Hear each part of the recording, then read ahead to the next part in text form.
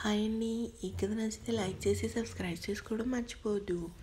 అమ్మా, నాన్న ఏంటి ఇంకా రాలేదు అంటూ గోల చేస్తుంది జానకి. షూ, ఇప్పటి వరకు నీ చెల్లెలు రెడీ చేయడమే సరిపోయింది. చూడు ఎలా చూస్తుందో, పెద్ద పెద్ద కళ్ళు ఆడేసుకొని అంటూ చిన్న కూతురు అయిన అరవి వైపు చూసింది దివ్య. ఆ మాటకి అరవి పాకుతూ జానకి ఒడిలో సెటిల్ అయింది.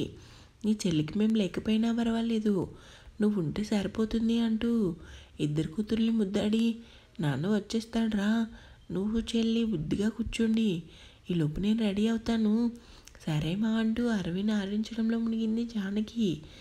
ఏంటి ఈయన ఇంకా రాలేదు, ఫంక్షన్ స్టార్ట్ అయిపోయే ఉంటుంది, ఇంకా ఈయన పని అవ్వలేదా అనుకుంది. దివ్య దివ్య అంటూ పిలుస్తూ లోపలికి వచ్చాడు శ్రీనివాస్. అరవి జానకిని చూసి, ఓ బంగారాలు ఎంత అందంగా ఉన్నారు అంటూ కూతుర్ని చూసి తెగ మురిసిపోయాడు.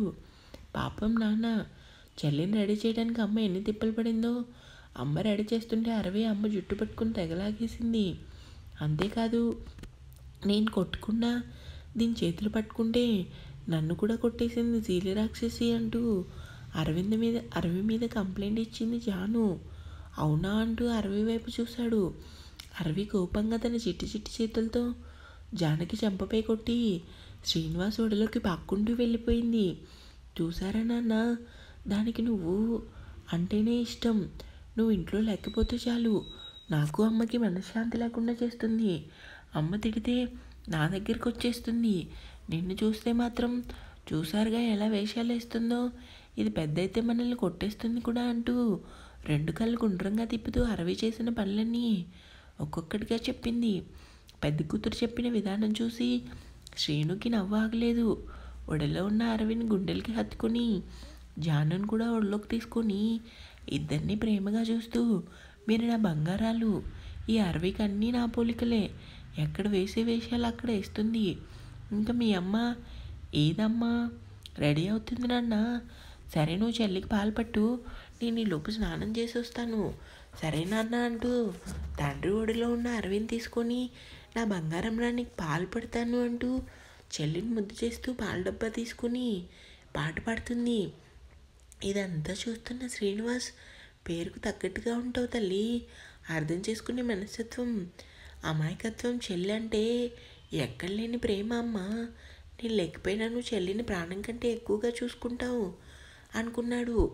ఎప్పుడు వచ్చారు మీరు?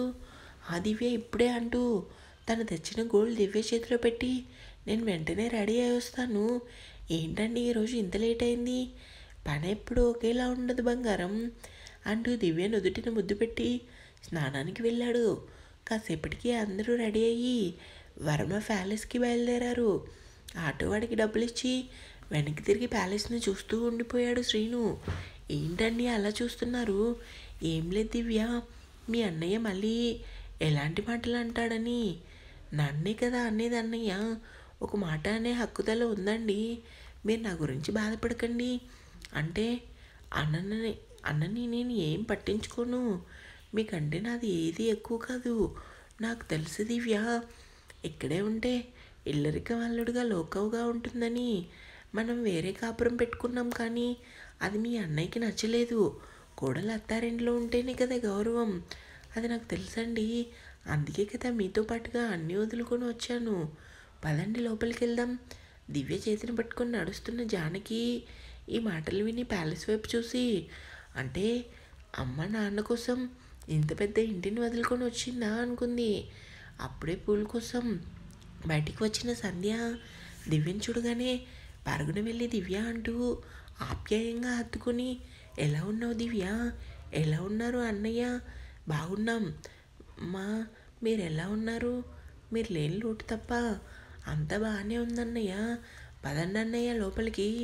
అప్పుడే ఫోన్ మాట్లాడుతూ అక్కడికి వచ్చిన శ్రీకాంత్ పొగరుగా శ్రీనివాస్ వైపు చూసి కనీసం చెల్లిని కూడా పలకరించకుండా అలానే నిలబడి వస్తున్న తన ఫ్రెండ్స్ని చూసి, రండి ఏంటి ఇంత లేటు, లోపలికి పదండి ఫంక్షన్ స్టార్ట్ అయిపోయింది, ఏర్పాట్లు భారీగానే చేసావంటూ తన ఫ్రెండ్స్ తనని పొగిడేసరికి శ్రీకాంత్ అంతే మాటలు కాదు, చెడు స్నేహాలు పెట్టి ఆస్తినంతా తగిలేసుకుని భార్య బిడ్డల్ని పేదరికంగా మార్చేసే రకం కాదు, నాకు ఏదైనా రిచ్గా ఉండాలి, క్లాస్లో మనకి పడదు కదా, అది నిజమేరా అంటూ తన ఫ్రెండ్స్ అనేసరికి శ్రీకాంత్ నవ్వుతూ ఫ్రెండ్స్తో లోపలికి వెళ్తాడు.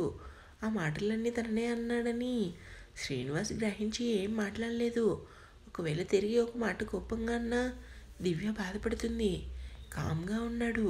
తన అన్నయ్య తన భర్తని అలా నలుగురిలో చులకన చేసి మాట్లాడడం ఏమాత్రం దివ్యకి నచ్చలేదు.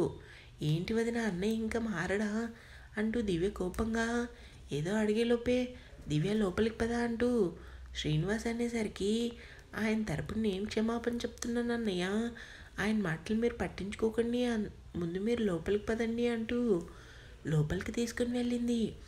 కూతురు రావటంతో జయంతి సంతోషానికి అవధులు లేవు. ఎలా ఉన్నావు తల్లి అంటూ కూతురు ముఖం నిండా ముద్దులు పెట్టేసుకుని అరవి జానకి ఇద్దరిని తీసుకుని తెగ మురిసిపోయి ఎలా ఉన్నావు బాబు, బాగున్నానత్తయ్య, మీరెలా ఉన్నారు, చూసావుగా ఎలా ఉన్నాం, అసలు రారేమో అనుకున్నా కానీ నాకు తెలిసి నా కూతురు సంతోషం 100 మెట్లు కిందికి దిగైనా సరే తను అడిగింది ఇది కాదనకుండా తన సంతోషాన్ని తీసుకుని వస్తావు. మరేంటనుకున్నావు నా అల్లుడంటే తన కష్టాన్ని నమ్ముకుని బ్రతికి మనిషి. మన కొడుకుల డబ్బును మాత్రమే ప్రేమించడు. జయచంద్ర అల్లుడంటే ఏమనుకున్నావు అంటూ మీసం వెళ్ళేశారు. ఎలా ఉన్నారు మావయ్య, బాగున్నాను శ్రీను, పద కూర్చుందాం. ఇంతలో సంధ్య పారదం తీసుకొచ్చి దివ్య ఇదిగో నీ మేనల్లుడు. దివ్య సంతోషంగా ఎత్తుకొని అరేవా వదిన వీడు అచ్చం అన్నయ్య పోలికే, అంత అందంగా ఉన్నాడు, అవును వీడు అచ్చం మా బావలానే ఉన్నాడు అంటూ పార్దుని ఎత్తుకొని ముద్దు చేశాడు శ్రీను. నాకు భయంగా ఉంది శ్రీను, వీడికి అందం వాడి బాబుది వచ్చిందని. దేనికి మామయ్య భయం, అందం వాడిది వచ్చినప్పుడు బుద్ధులు కూడా వాడివే కదా వస్తాయి. వీడికి కూడా డబ్బు పిచ్చి ఉందంటే రెండో శ్రీకాంత్ అవుతాడు. శ్రీను నవ్వి అలాంటిది ఏం లేదు మామయ్య, సంధ్య ఉండగా అలాంటి బుద్ధులు వీడికి రావులే అంటూ పార్దుని ముద్దు చేస్తుంటే అది చూసిన అరవి ఒక్కటే ఏడుపు. అరెరే ఏమైంది, మా బంగారం కదా ఎందుకు ఏడుస్తున్నావంటూ జయంతి కంగారుగా చూసింది. అరవి ఇంకా గుక్కపట్టి ఏడుస్తుంది. ఆ ఏడుపు చూసిన జయచంద్ర ఏం చేసావే పిల్లని అలా ఏడుస్తుంది, అరే ఏడుస్తుంటే దీని ముఖమంతా ఎర్రగా అయిపోతుంది, ఏమైందమ్మా కడుపు నొప్పి వస్తుందా. దివ్య నవ్వి ఒక్కొక్కసారి అంతేనన్నా అలానే ఏడుస్తుందంటూ అరవింద్ తీసుకుంది.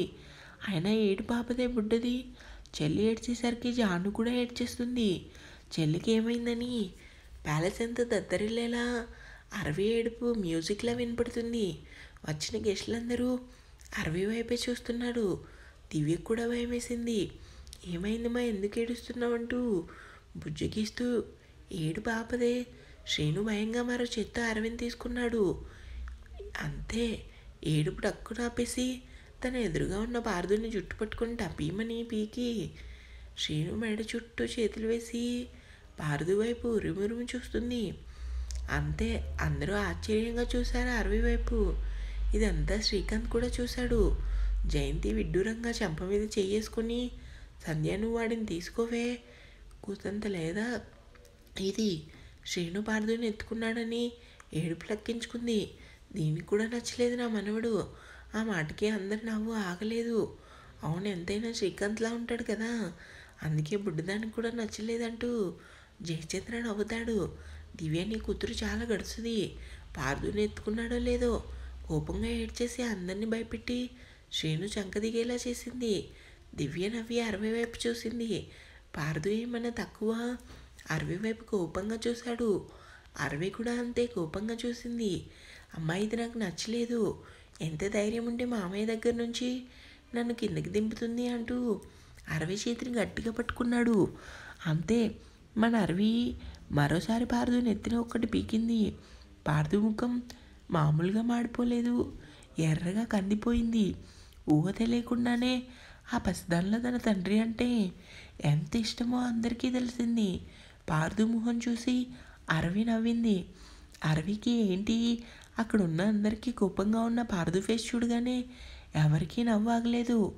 అమ్మా ఈ రాక్షసికి నేను అస్సలు కేక్ పెట్టను అంటూ కోపంగా అక్కడి నుంచి వెళ్ళాడు.